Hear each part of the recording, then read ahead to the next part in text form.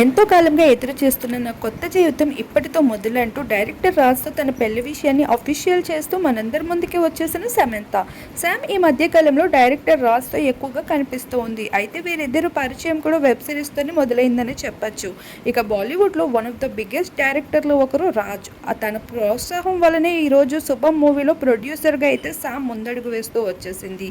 ఇక సమంతకి కుక్కలంటే ఎంత ప్రాణమో తెలిసిందే. అటువంటి కుక్కలతో డైరెక్టర్ రాజ్ కూడా ఎక్కువగా అయితే ఎమోషన్స్ని పెంచుకుంటూ వచ్చేసాడు. ఇక వీరిద్దరిది రెండో వివాహమే కావడంతో ఎంతో కామన్గా వీరిద్దరి మధ్యన మంచి బాండింగ్ కూడా పెరిగిపోయింది.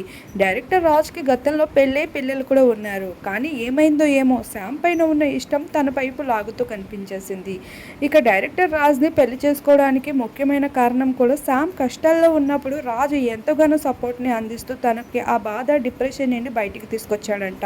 తనను పెళ్లి చేసుకున్న విషయంలో కూడా శామ్ ఎంతగానో ఆలోచించి ఈ నిర్ణయం తీసుకుంటూ వస్తుందంట.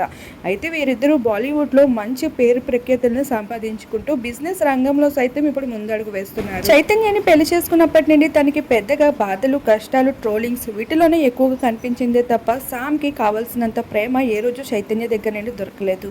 ఈ భాగంగానే రాజ్ దగ్గర నుండి తను ఎక్స్పెక్ట్ చేసిన దానికన్నా ఎక్కువగా దొరకడంతో తన ప్రేమలో పడకుండా ఉండలేకపోయింది అంటూ తన సన్నిహితులు షేర్ చేసుకుంటూ వచ్చారు ఇటీవల బ్రాడ్కాస్ట్లో.